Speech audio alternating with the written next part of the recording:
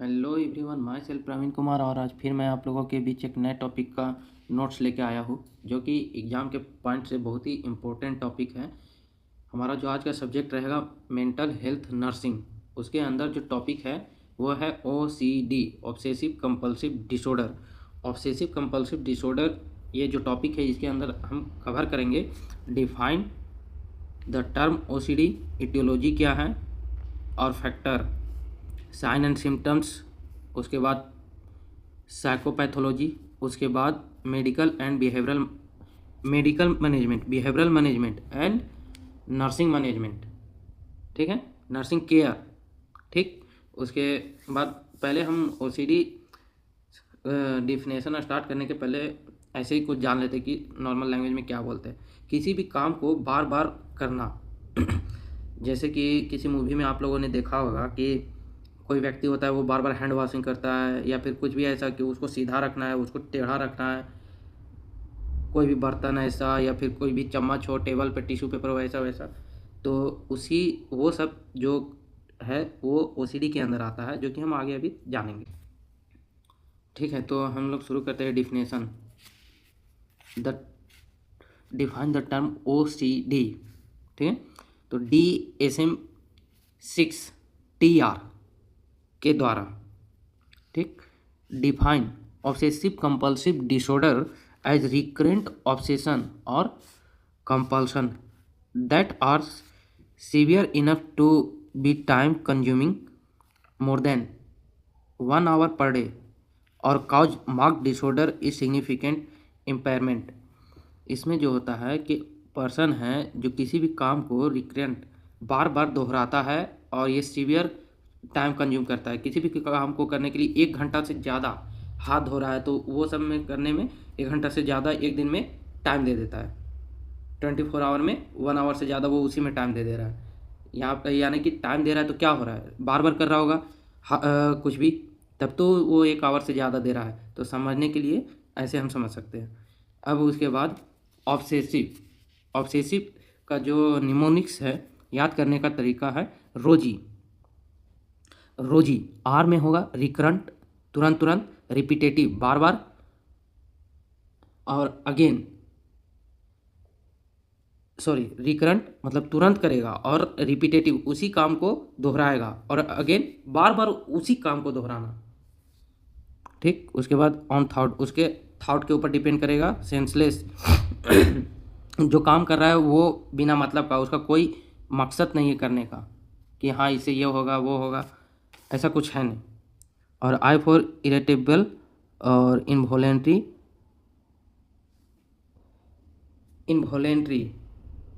वो उसका जो माइंड के ऊपर कंट्रोल रहता है वो नहीं होता है, ये इन्वॉलेंट्री होता है, क्योंकि ऑब्सेसिव कंपल्सिव डिसऑर्डर है। ये डिसऑर्डर के अंतर्गत ऑब्सेसिव बिहेवियर ऐसा हो जाता है।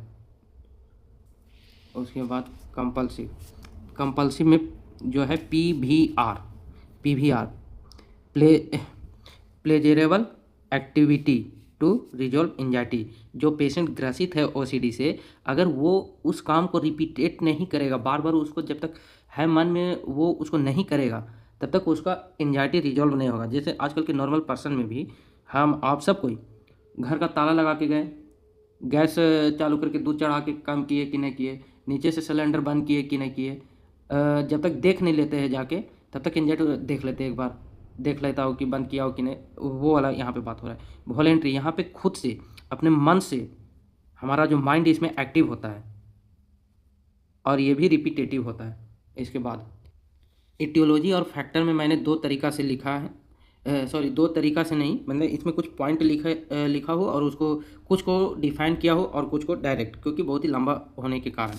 तो साइको एनालिटिक फैक्टर में जो है, this theory suggest the person with OCD have weak underdeveloped ego such as poor parent child relationship, patient have regression to early development stage to infantile superego. दूसरा है learning factor में है learning theory explain OCD। जो learning theory है वो OCD को explain करता है, जिसके अंतर्गत बिहेवियर एज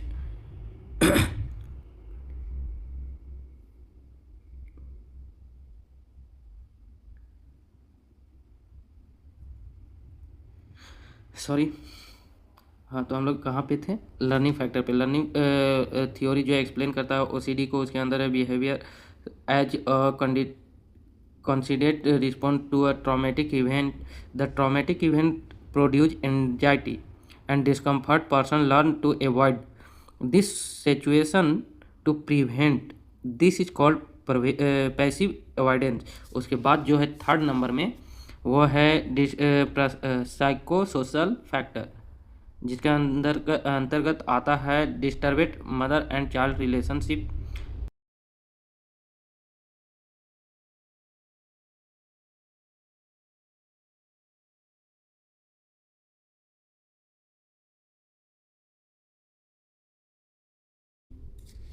कुछ को डिफाइन किए थे। और इटियोलॉजी के अंतर्गत जेनेटिक फैक्टर भी होता है, इन्वायरमेंटल और बिहेवियरल फैक्टर होता है, कॉग्निटिव फैक्टर। अब इसको लिखने का जो एग्जाम में तरीका रहेगा, आप इसको अगर आपके पास टाइम है तो डिफाइन करें, अगर टाइम नहीं बचता है तो उस कंडीशन में आप डायरेक्ट इटियोलॉजी लिखें, फिर बीच में इटियोलॉजी लिखें जैसा कि मैंने पहले भी बताया है, और उसके बाद इसको अच्छे से डायग्राम बना करके, जैसे यहाँ पे इटियोलॉजी ऐसे ऐसे डायग्राम बना करके सारा फैक्टर को दर्शा दे।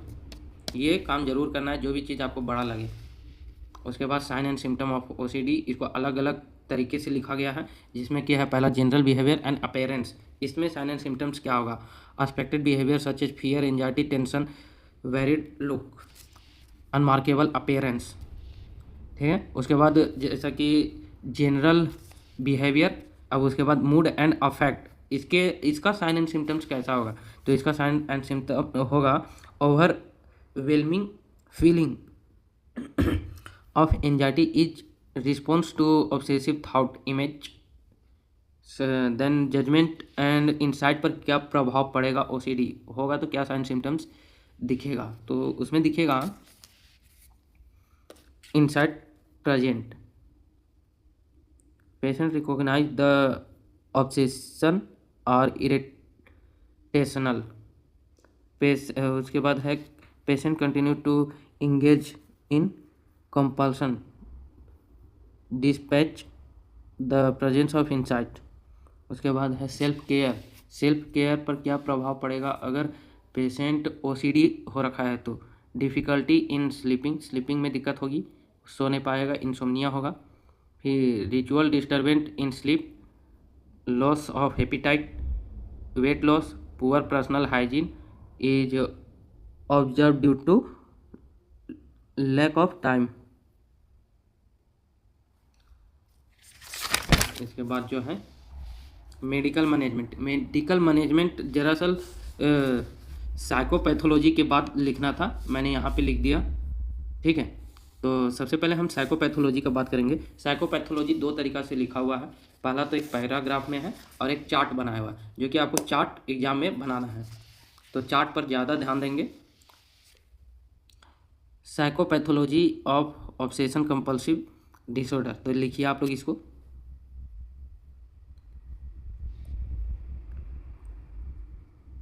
जिसमें कि है पहला point, psychodynamic of OCD explain that OCD occur as a result of psychological conflict that arise during childhood. In OCD, the main conflict in between id or ego. फिर then the it produce impulse that provoke anxiety. Will ego tired to reduce the anxiety by using defense mechanism. Its impulse can take form of obsessive thought, and the ego defense mechanism take the form of counter thought of compulsive behavior. उसके बाद undoing reaction formation, और एक है आगे isolation. आप इसे समझने के लिए लिख लीजिए, लेकिन आपको बनाना एग्जाम में चार्ट ही है साइकोपैथोलॉजी में। undoing, this is an effort to undo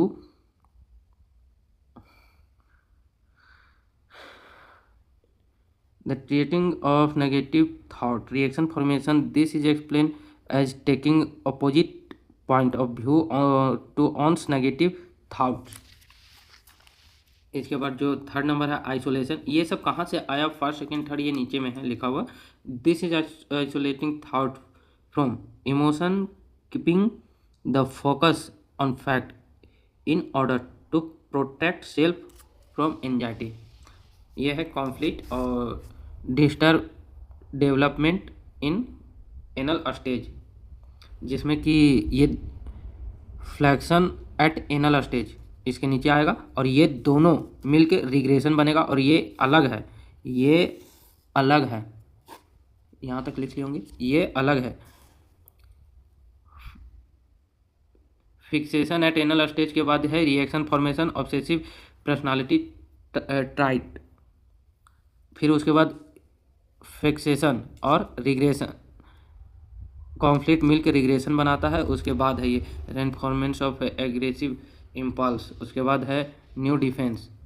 new defence में isolation, obsessive thought, undoing, compulsive act और डिस्प्लेसमेंट फोबिया, जो कि अभी थोड़ा देर पहले ये सबको डिस्क्राइब किया गया था।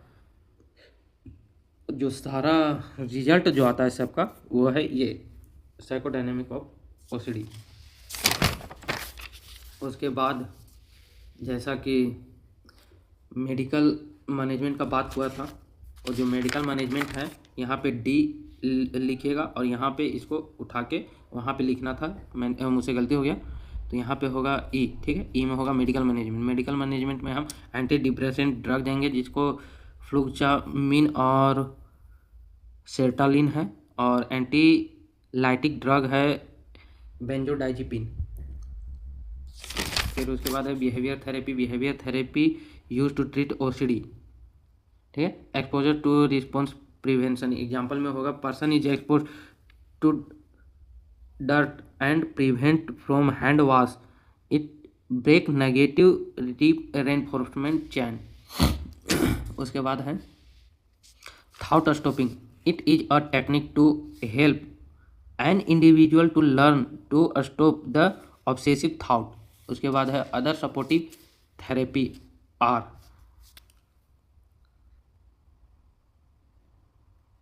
उसके अंदर इंक्लूड है desensitisation, relaxation technique, aversion therapy, systemic desensitisation और मॉडलिंग थॉट स्टॉपिंग। फिर उसके बाद है लास्ट में नर्सिंग मैनेजमेंट। गोल एक तरफ लिख दिए, एक तरफ इंटरवेंशन। पहला गोल जो है एंजाइटी को रिड्यूस करना है, नर्सिंग मैनेजमेंट गोल इंटरवेंशन, एंजाइटी को दूर करना है। फिर सेल्फ स्टीम, फिर उसके बाद है फिजिकल इंटेग्रिटी, डिपेंडेंसी। तो आप लोग इसको लिख लीजिए। आज का वीडियो हमारा यहीं तक रहेगा। आज के टॉपिक में हमने जो कवर किया है ओसीडी, जो कि एक 15 नंबर का क्वेश्चन है, एग्ज़ाम में पूछा जाता है और कहीं कहीं पे अलग तरीक़ा से पूछा जाता है। जैसे कि क्वेश्चन में आ जाता है कभी कभी डिफाइंड टर्म और साइंस सिम्टम, पैथोफिजियोलॉजी और नर्सिंग मैनेजमेंट, या फिर कभी कभी आता है direct OCD term, pathophysiology, medical and behaviour management. अलग अलग तरीक़ा से पूछा जाता है। 15 नंबर का क्वेश्चन है, कभी 5 नंबर में पूछा जाता है, अलग अलग। इसी के लिए मैंने आप लोगों को इतना पेज 6 से 7 पेज गया, इसमें टोटल टॉपिक कवर करने का कोशिश किया, जिसमें कि आप लोग नर्सिंग मैनेजमेंट लिख लीजिए। अगर आप लोगों को वीडियो अच्छा लगा हो तो लाइक कर दीजिएगा, और भी मेंटल से रिलेटेड वीडियो अपलोड किया गया है, आप लोग उसे देखिए और अपने दोस्तों में शेयर करिए, और चैनल को जूनियर सीनियर को भी सजेस्ट करें।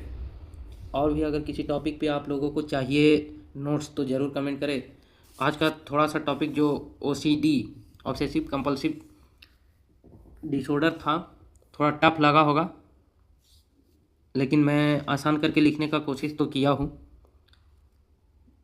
इसके अलावा भी अगर आपको कोई और टॉपिक पे चाहिए तो उस पर ज़रूर कमेंट करें, क्योंकि मुझसे जितना आसान हो सका मैंने आज उतना करने का कोशिश किया। सो थैंक यू फ्रेंड्स, जुड़े रहे हमारे चैनल के साथ और अपने एग्ज़ाम की प्रिपरेशन अच्छा से करें। और भी किसी टॉपिक पे दिक्कत है तो बताएं, आपका रिप्लाई ज़रूर दिया जाएगा। और वीडियो जैसे ही बोलिएगा उसके अगला दिन अपलोड। जैसा कि ये भी वीडियो मैंने किसी स्टूडेंट के कहने पर बनाया है, जो कि 1 घंटा पहले ही आया है कमेंट। मैं इसे मॉर्निंग में अपलोड करूँगा, तो आप लोग भी अपना ज़रूर राय दें क्या आप लोगों को टॉपिक पे चाहिए। तो thank you friends, bye bye, मिलते हैं फिर नेक्स्ट वीडियो में नेक्स्ट डे।